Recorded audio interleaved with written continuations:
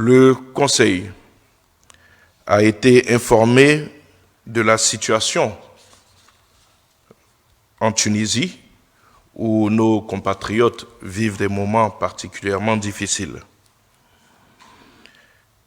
La ministre d'État, ministre des Affaires étrangères, a informé le Conseil de toutes les dispositions prises par notre ambassadeur en Tunisie, et ce, depuis le 22 février, date du début de ces manifestations.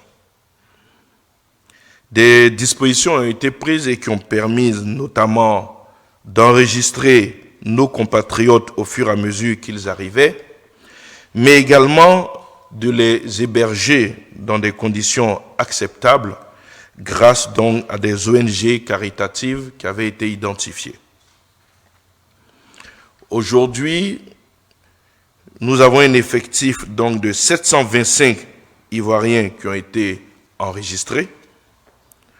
Parmi eux, après vérification de leur identité, nous avons 500 volontaires au retour.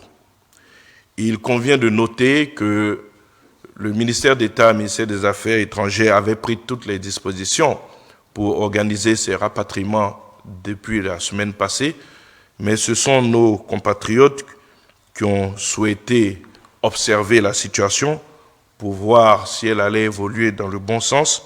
Et aujourd'hui, des instructions ont été données avec l'accord de nos concitoyens, puisque le retour est volontaire.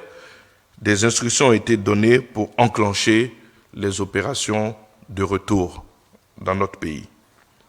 Notre compagnie nationale Air Côte d'Ivoire a été mise en mission pour pouvoir donc opérer ces retours-là. Mais en attendant, le chef de l'État, le président de la République, son Excellence Alassane Ouattara, a donné des instructions pour que leur soit accordée une aide financière. De même, des instructions ont été données pour qu'un pécule leur soit versé à leur retour en Côte d'Ivoire afin de faciliter leur réintégration et notamment permettre à ceux qui doivent se rendre à l'intérieur de pouvoir donc y rejoindre leur famille.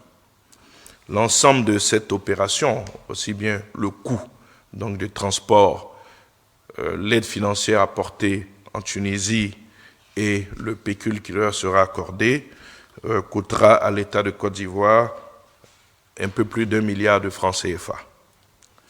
La date du prochain conseil a été fixée au 26 mars. Je vous remercie pour votre attention.